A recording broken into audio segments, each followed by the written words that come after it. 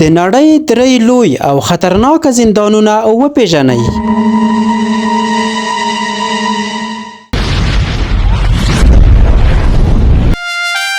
د نړۍ خطرناک ترین زندان. تاسو په امریکایي فلمونو کې د خطرناکو زندانونو صحنې لیدلې وي، خو دا ځل د رښتیا او حقیقي زندان په اړه خبرې کوو. دا زندان د السلوادور په هیواد کې موقعیت لري. نوم یې دی سنترو ډی کانفینامنتو دل تروریزمو. دا د همدې زندان نوم دی چې مخفف یې دی سیکاټ. سیکاټ یو ډیر غټ زندان دی چې اوه چنده د فوټبال د لوبغالي په اندازه مساحت لري او د 40,000 بندیانو لپاره جوړ شوی، خو بیا هم دا زندان دومره لوی نفوس لپاره خورا کوچنی دی. د دې هیواد ولسمشر نایب بوکلیر نومیږي چې د نړۍ خطرناک ترین هیواد یې په امن ترین هیواد بدل کړ. هغه په کمه موده کې وکولای شوی د السلوادور خطرناک قاتلین او د مافیا خطرناک غړي ونیسي او همدې جیل ته یې واچوي. چې دا زندان یعنی سکاټ یې خاص د همدې مجرمینو لپاره جوړ کړی. تر اوسه یې د جوړولو 1 کال کیږي، خو تر اوسه ډک شوی نه دی، ځکه تر اوسه 14,000 کسان کې بندیان دي. د دې زندان مامورین دې بندیانو ته د انسان په سترګه نه ګوري او دا بندیان یوازې د ترورستانو په نوم پیژني. راځئ اوس د زندان په اړه وغږیږو. لومړی د زندان د بهره شروع کوو. کله چې یو څوک وغواړي زندان ته داخل شي نو له 7 چک پوینټونو به تیریږي. لومړی چک پوینټ د زندان څخه 1 کیلومتر لرې دی. حتی که خبریالان هم ورننوځي باید ټول وسایل یې په خورا دقت وکتل شي او موټر یې هم په خورا دقت سره چک کړل شي. دا ټول تلاشۍ په همدا 7 چک پوینټونو یا دروازو کې په ډیر دقت سره ترسره کیږي. همدا یې لامل دی چې په داخل د زندان کې هیڅ کوم فساد نه کیږي او هر څه ښه روان وي. نه کوم مخدره توکي داخلیدای شي او نه کوم موبایل. کله چې د جیل وروستۍ دروازې ته ورسیږي نو هلته هم د میدان هوایی په څیر تلاشي شروع کیږي. ټول وسایل په پوره دقت سره څیړل کیږي او ټول وسایل په مخصوص ځای کې ایښودل کیږي. دا هر څه د یو خبرنګار د داخلېدلو په اړه وو. یو زنداني یا متهم په دا ډول نه داخلوي، د هغه داخلول دې زندان ته بل ډول وي. په دې زندان کې یعنی په سیکاټ کې هیڅ څوک نشي کولای د بندي کس سره ملاقات وکړي. یوازې وکیل کولای شي چې د زنداني کس سره خبرې وکړي. یعنی کله چې یو مجرم دې زندان ته راشي نو هغه د زندان نه د بهر نړۍ سره نور هیڅ تعلق نشي لرلای او حتی د خپل کورنۍ سره هم خبرې نشي کولای. په دې زندان کې داسې آلې نصب شوې چې هیڅ ډول موبایل یا مخابراتي شبکې کار نه کوي او هیڅ سیګنال نه ورکوي. د همدې زندان مامورین یا پولیسان د مخابرو څخه ګټه اخلي. اوس راځو دې ته چې یو زنداني په څه ډول دې زندان ته داخلوي. اول دا چې زنداني چې کله زندان ته داخلوي باید کاملا لوڅ لغړ وي. بیا یې د اکسرې ماشین ته وروړي. هلته یې اکسرې اخلي تر څو په بدن کې څه نه وي تیر کړي. حتی که په معده کې هم څه وي نو په دې دستګاه باندې معلومېدای شي. کله چې دا مرحله ختمه شوه بیا نو زنداني ته یو ځان پاک، یو جوړ کالي او یوه رجایي ورکول کیږي او په داسې شکل یې زندان ته ننباسي چې پښې او لاسونه یې هم تړل شوي وي. یعنی دوی باید پرته له ځمکې نور شاوخوا ځایونه ونه ویني. کله چې دا زندانیان په خپلو اتاقونو کې وي بیا هم د دوی پر سر د همدې زندان مامورین ولاړ وي. هم له پاسه د دوی څارنه کیږي او هم له نږدې څخه. د دې زندان اتاقونه نسبتاً غټ دي چې په هر اتاق کې 100 بندیان ځای پر ځای کړي دي چې په دې اتاق کې تشنابونه، دیوالونه او دروازې هم نه لري او د دوی د څملاستو کټونه هم 2 منزله وي. بالښت او توشکه یا بل څه هم نه لري. دوی مجبور دي په همدې وسپنیزه کټونو څملي. په السلوادور هیواد کې اعدام کول شتون لري، خو دا زندانیان نه اعدام کوي ځکه د دوی لپاره داسې حکمونه شته چې د اعدام نه هم بدتره دي. د دې زندان څخه تر اوسه 1 کس هم نه دی آزاد شوی ځکه د دې زندان ټول عمر تر اوسه 1 کال دی چې جوړ شوی او د دوی د زندان د بند سزا د 20 کالو شروع تر ابده پورې به په دې زندان کې بندیان وي. په دې زندان کې هیڅ کله هم برېښنا نه ځي او 24 ساعته ټول زندان لکه ورځ رڼا وي. چې دا رڼا هم د زندانیانو لپاره کیدای شي یو لوی عذاب وي چې شپه او ورځ یې د دوی اتاقونه رڼا کړي وي چې له امله یې خوب هم په سمه توګه نشي کولی. په داسې زندان کې د دوی داخلي آرامتیا له منځه ځي او د ټولو نه یې بدتره لا دا ده چې دوی هیڅ نه پوهیږي چې اوس څو بجې دي، ورځ ده که شپه ده، حتی دوی نه پوهیږي چې دلته یې څومره وخت تیر شوی. په دې سزاګانو سره هر زندانی ډېر غوسناک او قهرجن وي، خو سره له دومره قهر دوی هیڅ هم نشي کولای او باید سرونه یې ټیټ نیولي وي چې له دې سره د دوی قهر و غضب نور هم زیاتیږي. او کله چې یو پولیس غواړي بهر ته ووځي یا د زندان محوطې ته لاړ شي، د دوی تر پښو لاندې داسې شګې وي چې که هر څومره ورو هم قدمونه ووهي بیا به هم د همدې شګو غږونه تر لرې فاصلو هم تر غوږو کیږي. زندان په 3 لویو دیوالونو احاطه شوی چې آخرنی دیوال یې 9 متره لوړوالی لري او پر سر یې داسې وسپنې لګېدلې چې برق یا برېښنا جریان کې لري. خلاصه دا چې د دې زندان څخه تیښته یو خیال دی او هیڅ امکان نه لري، حتی که د زندان یو فاسد پولیس هم د زنداني سره په تیښته کې مرسته وکړي بیا هم نشي کولای. هر ورځ 10 نفره زندانیان جدا کوي ترڅو د نیم ساعت لپاره خپل بدن ته حرکت ورکړي، یعنی سپورت وکړي، ترڅو یې په راتلونکي کې بدن بیا حرکت نشي او شل نشي. مخکې له دې چې نایب بوکلیر د السلوادور رئیس جمهور شي، د زندانیانو خلک ډیر ځورول، یعنی د السلوادور خلکو له دوی وحشت کوله ځکه دوی ته د خلکو مرګ داسې و لکه یو چرګ چې حلالوي. د السلوادور رئیس جمهور وایي دا هر یو زندانی چې تاسو یې ګورئ د هر یو په سلګونه کسان وژلي، نو ځکه مې د دوی لپاره داسې یو زندان جوړ کړی. هیڅوک باید په دې وحشیانو زړه ونه سوځوي. په دې هر اتاق کې مختلفې ډلې شتون لري چې دوی په خپلو کې هم سره دښمنان وو، خو دوی یو بل ته څه نشي ویلی او نه یو د بل سره جګړه کولی شي. په دې زندان کې دوی یوازې د یو کس نه ډارېږي، هغه پولیس چې دوی ته په ځیر ګوري.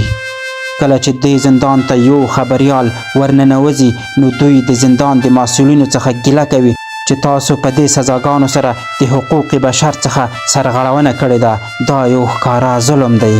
خو کله چې دوی له مسؤلینو سره دا ګیلې شریکې کړي، د زندان مسؤلین دوی ته وایي راشئ چې زه د زندانیانو په اړه معلومات درکړم. په دې وخت کې دوی د یوه زنداني یوه دوسیه راواخلي او د خبریال مخې ته یې کیږدي او ورته وایي دا دوسیه ووایه. کله چې خبریال دا دوسیه ووایي، په دې کې یوازې د یوه زنداني د قتل، تجاوز، د مخدره توکو قاچاق، د انسان قاچاق او همدارنګه نور جرمونه هم ثبت شوي وي. نو دلته وي چې خبریالان هم قناعت وکړي. د السلوادور خلک اوس نایب بوکلیر ته دعاګانې کوي چې د داسې خلکو څخه وژغورل شول او کولی شي په امنیت کې ژوند وکړي. خو که بیا هم په دې زندان کې یو زنداني یو خلاف کار وکړي او یا هم جنجال وکړي، نو دوی یوه تیاره اتاق ته لیږدوي چې هلته به څو اونۍ تیروي. د دې زندان بندیانو ته 3 وخته خواړه ورکول کیږي چې دا یې خواړه دي: وچه ډوډۍ، لوبیا او یو تروش شی دی چې زما یې په پښتو نوم نه دی زده، خو تروشې مستې غوندې مزه کوي. په میاشت کې 2 ځلې دوی ته مکروني او وریژې ورکول کیږي. خو په خواړو کې دوی ته اصلا غوښه نه ورکول کیږي، که د چرګ غوښه وي، که د ماهیانو وي او یا نورې غوښې وي. نایب بوکلیر وایي چې تر اوسه دا زندان نه دی ډک شوی ځکه دا زندان د 40,000 کسانو لپاره جوړ شوی او تر اوسه 14,000 کسان کې بندیان شوي. نن غواړم تاسو ته د یو وحشتناک زندان په اړه معلومات درکړم.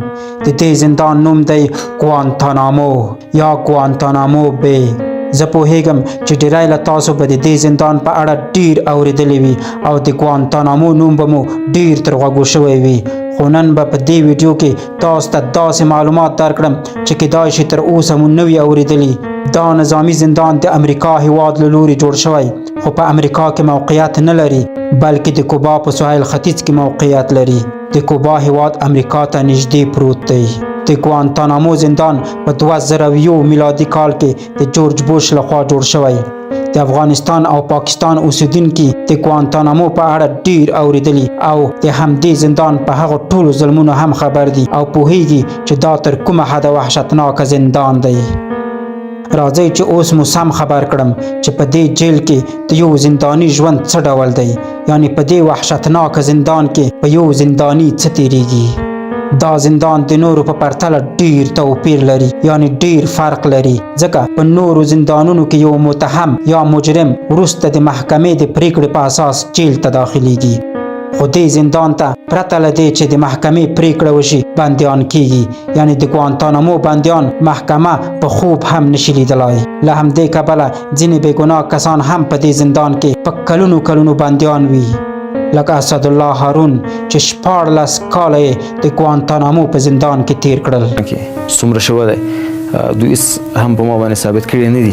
له دې زندان څخه د یو زنداني آزادول یو آسانه کار نه دی، حتی که یو بل هیواد د خپل وګړي د آزادولو په اړه د امریکا څخه د راخوشي کېدلو غوښتنه هم وکړي، په داسې حال کې چې زنداني بېګناه هم وي، خو بیا به هم کلونه وخت ونیسي چې یو زنداني د ګوانتانامو د زندان څخه راخلاص شي.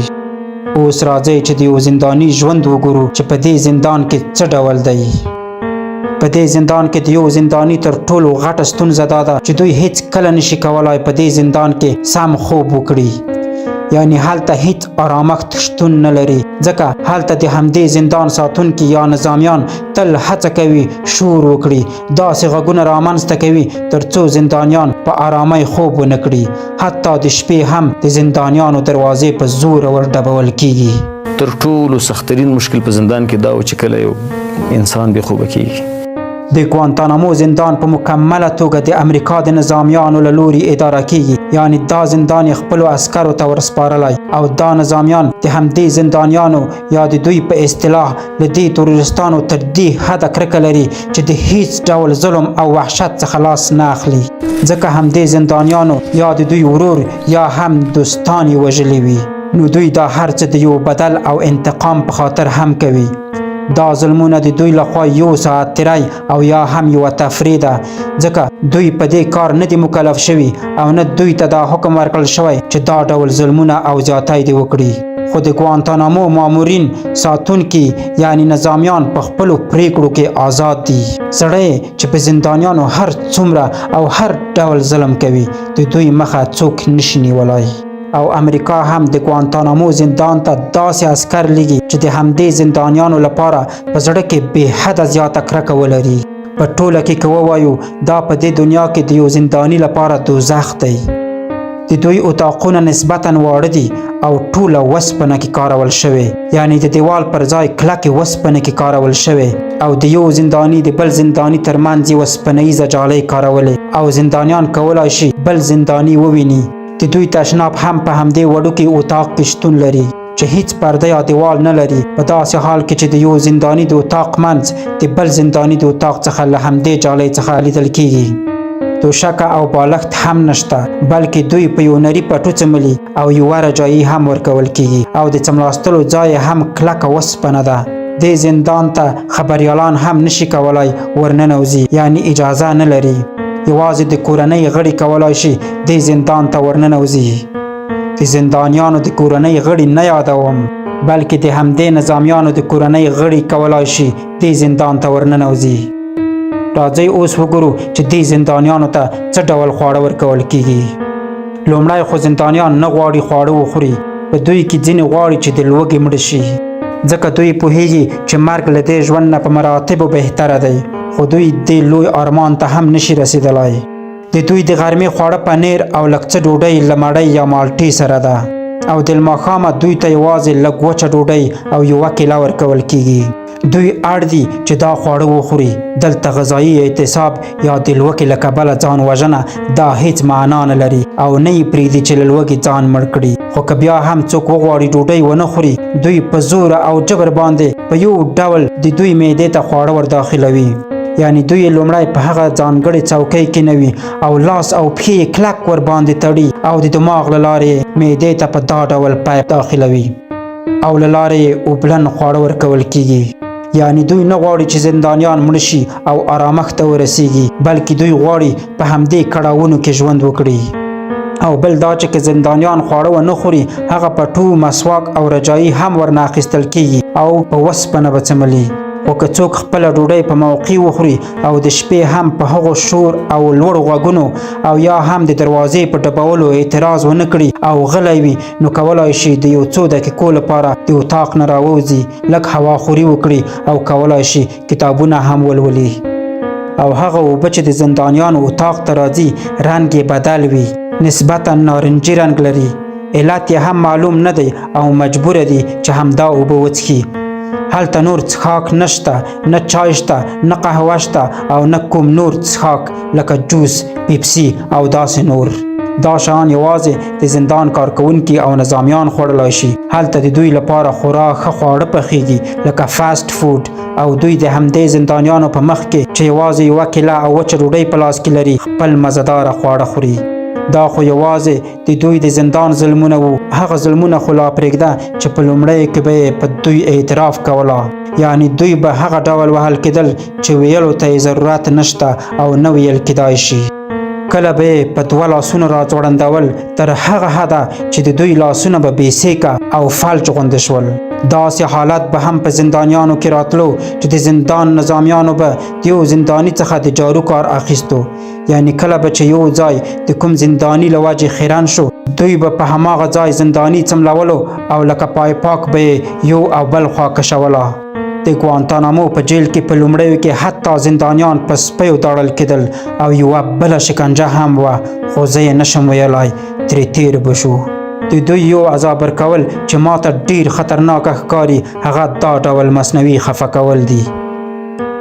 یوه ټوټه به یې پر مخ ور واچوله او په داسې شکل به یې په مخ باندې اوبه ور اچولې.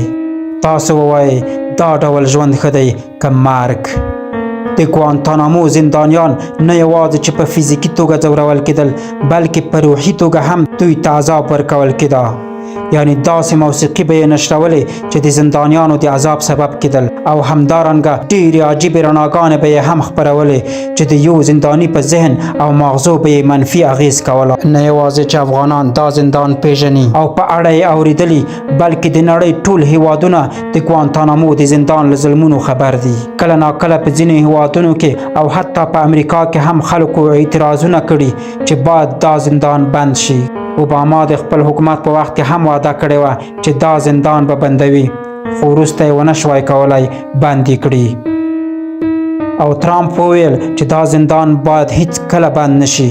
فعلا هم په زرګونه کسان په دې زندان کې بندیان دي او د ډیرو هیوادونو دا غوښتنه ده چې که زندان نه بندیږي کم تر کمه باید امریکا ته انتقال شي.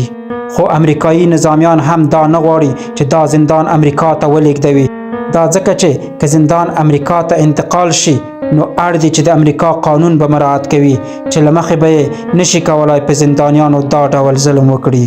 اوس چې زنداني د کوبا په شرق کې د ګوانتانامو په سیمه کې پروت دی، نو دلته هیڅ ډول قانون شتون نه لري او چې دوی د زندانیانو سره څه کوي څوک یې مخه نشي نیولی. او بل دا چې که دا زندان امریکا ته انتقال شي نو یو زنداني به د محکمې د پریکړې په اساس جیل ته اچول کیږي چې دا د امریکا لښکر او یا نظامیانو ته د منلو وړ نه دی. د نړۍ او افغانستان تر ټولو خطرناکه او ویرونکی زندان، دا زندان دی پل چرخي. د پل چرخي د تیارو دیوالونو او غټو دروازو تر شا داسې داستانونه پټ دي چې حتی ځینې پخواني محافظین یې هم اوس د شپې خوب نشي کولای. دا زندان د کمونیستي رژیمو لخوا جوړ شو، خو د جبر، شکنجې او د مرګ یو سمبول وګرځید. د ډاکټر نجیب، امین او نورو مشرانو په دوره کې دلته په یوه شپه کې زرګونه کسان غیب شوي دي. دوی له خپلو کورونو یوړل شول او بیا یې هیڅ څرک ونه لیدل شو. د پل چرخي زندان په 1350 هجري شمسي کال کې د خلق رژیم پر مهال جوړ شو. د جوړېدو هدف یې دا و چې د رژیم مخالفین، سیاسي بندیان او جنگي مخالفان پکې بند وساتي. خو له هماغه پیله دا زندان د وحشت یو سمبول شو. دا زندان ډیر ژر د زرګونو بېګناه افغانانو د مرګ ځای وګرځید.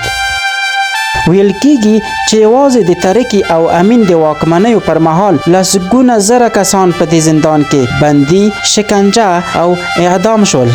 یو بلاک دلته د مخابرات بلاک په نوم یادېږي، خو بندیان ورته د وینې بلاک وایي. دلته د شپې لخوا یوه پټه لاره خلاصیږي او بندیان یو په بل پسې راایستل کیږي. هغوی چې راوایستل شي بیا بیرته نه راګرځي. یوازې د دوی چغې، دردناکه غږونه او د زنځیرونو شرنګهار پاتې شي. بندیان په یوه خاص بدل څوک بندیان په بله. په پلچرخي کې شکنجه یوازې فزیکي نه ده. دلته د بندي له ذهن، روان او روح سره خبرې کیږي.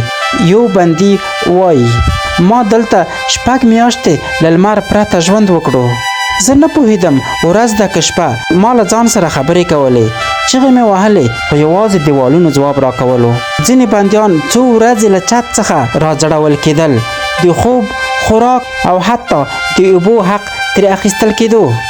ته دا شکورت قومندان دا کیسه کوي. د استخباراتي بندیانو خونه داسې ډیزاین شوی چې هر غږ یې اورېدل کیږي، هر حرکت یې څارل کیږي او هر ساه یې محاسبه کیږي. که څه هم د پلچرخي څخه تېښته ناممکنه ګڼل کیږي، خو یو شمېر بندیان چې تښتېدلي دي وروسته ورک شوي دي.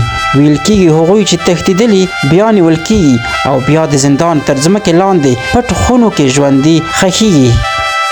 ځینې کارکوونکي وایي چې د زندان د ځمکې لاندې داسې قبرونه شته چې هیڅ کله کشف شوي نه دي. بیا راغلل چې ته موږ یو نگهبان او یا هم ساتونکی وایي د شپې له بلاک ډي سره تېرېدم، ناڅاپه یو زنانه غږ مې واورېد، چیغه یې وهله، خو دا بلاک خالي و. هماغه شپه 3 نور ساتونکي ترې تم شول. چې څوک په مخه ورتلل د چا لګي. پلچرخی زندان یو پراخ کمپلیکس دی چې له 5 بلاکونو څخه سلګونه خونې، قوي محافظتي برجونو او څو پټو بندخونو څخه جوړ شوی. د زندان دننه امنیت دومره سخت دی چې حتی د زندانیانو ترمنځ اړیکې هم محدود دي. د بلاکونو نومونه تر ډیره د بندیانو لپاره د ویرو نومونه دي، لکه د مخابرات بلاک چې ویل کیږي هلته تر ټولو خطرناک یا د استخباراتو شکمن بندیان ساتل کېدل. هیڅ زه په ډېر سخت په پلچرخي کې د افغانستان له ټولو رژیمو مخالفین ساتل شوي دي، له مجاهدینو، طالب مشرانو تر کمونیستانو، حتی تر بهرنیو جاسوسانو پورې. او د امریکایانو له یرغل وروسته طالب مشران، داعش جنګیالي او حتی د القاعدې غړي پکې بندیان وو. دوی ماته هر رقم ته شکنجې راکړلې. ډېر پخواني بندیان وایي چې پلچرخي کې بندي کېدل د مرګ معنا لري. د بندیانو ځینې خاطرات داسې بیان شوي: شپه او ورځ د لمر نه لیدل، برقي شکنجه، اوبه بندول او د خوب مخنیوی. د شپې لخوا په ناڅاپي ډول یو یا څو بندیان ورک او یا بیا نه لیدل کېدل. د زولنو سره په میاشتو د یو بندي ساتل. د دې زندان په شاوخواو کې داسې میدانونه وو چې د پولیګون په نامه یادېدل. په دې پولیګونونو کې په سلګونه مړي پیدا شوي چې په یو وار او یو ځای ښخ کړل شوي وو، چې دا مړي په کال 1359 تر 1358 هجري شمسي کال کې ښخ کړل شوي وو. تر 2011 زیږدیز کال پورې په دې زندان کې 15200 کسان بندیان وو، چې په دې کې پاکستانیان، امریکایان، ایرانیان، تاجکستانیان او افریقایان هم شامل وو. د پلچرخي زندان په 2009 زیږدیز کال کې د امریکا لخوا بیا ورغول شو، چې په 2008 کال کې د بګرام څخه 125 او د ګوانتانامو له زندان څخه 32 زندانیان دې زندان ته راوستل شول. نو څو ورځې بعد موږ په واضح ته په 2020 کال کې کله چې امریکایان له دې زندان څخه ووتل او واک د طالبانو لاس ته ورغلو، نو په لومړیو ګډوډیو کې ټول زندانیان له دې زندان څخه وتښتېدل. د پلچرخي زندان د افغانستان او سیمې تر ټولو خطرناکه او خورا ډارونکی زندان بلل کیږي. دا نه یوازې یو زندان و، بلکې دا د داستانونو مجموعه وه، هغه داستانونه چې تورو او تیارو دیوالونو په خپل ځان کې ساتلی دي. د اوسني نظام په وخت کې یو ځل دې زندان ته ورغلم. کله چې زندان ته ورنږدې شوم، د لویو دروازو څخه په ډاګه ښکارېده چې دا یو وحشتناکه ځای دی، او داسې راته ښکارېدل چې د دې لویو دروازو شاته کیدای شي یوه بله خطرناکه او ډارونکې نړۍ وي. د همدو لویو دروازې مخې ته یو ساتونکی ولاړ و. څنګ ته یې ورغلم او پوښتنه مې ترې وکړه چې دا څنګه ځای دی.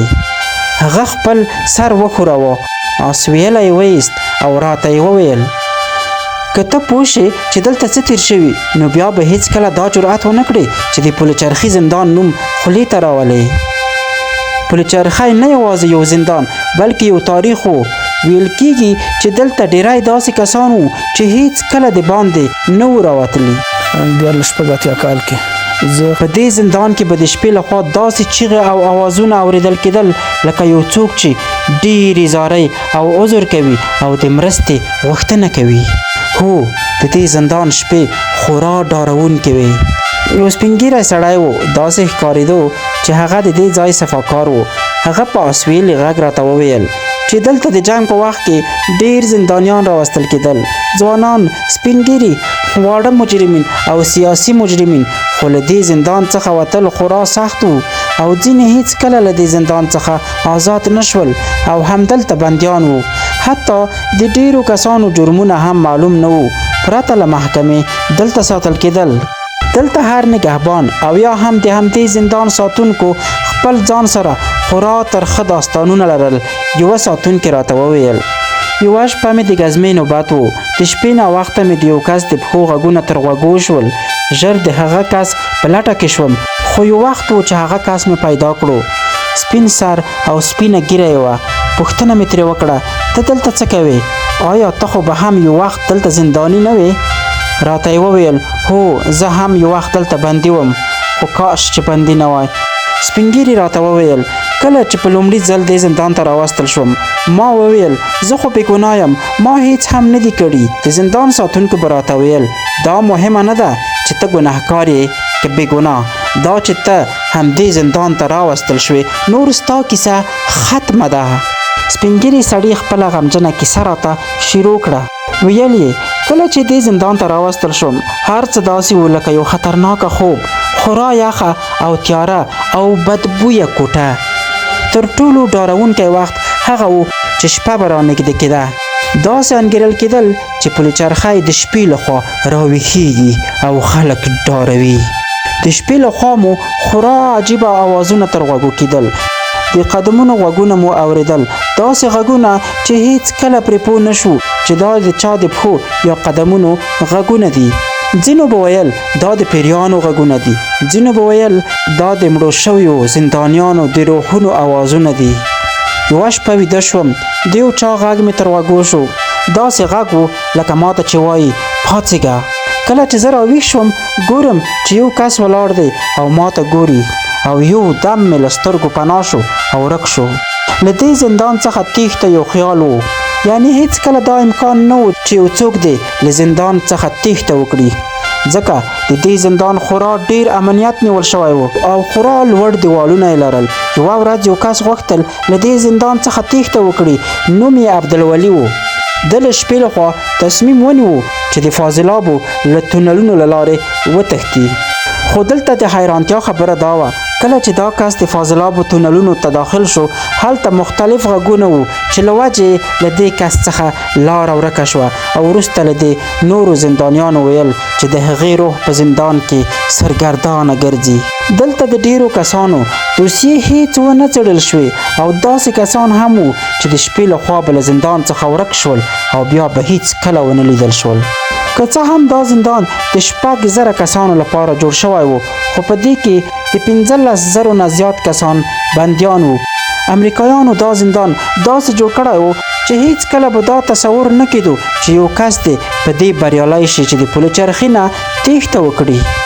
د طالبانو له بیا واک ته رسېدو وروسته پلچرخی زندان بیا د حکومت له لوري کنټرولېږي. ویل کېږي چې اوس مهال هلته لا هم د پخواني حکومت ځینې چارواکي، خبریالان او فعالان بندیان دي.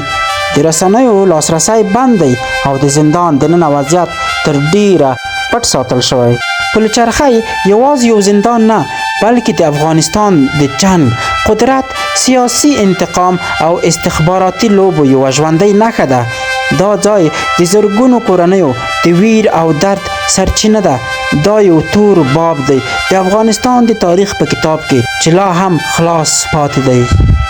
که دا معلومات مو د خوښې وړ ګرځېدلی وي نو زموږ یوټیوب چینل در سره سبسکرایب کړئ.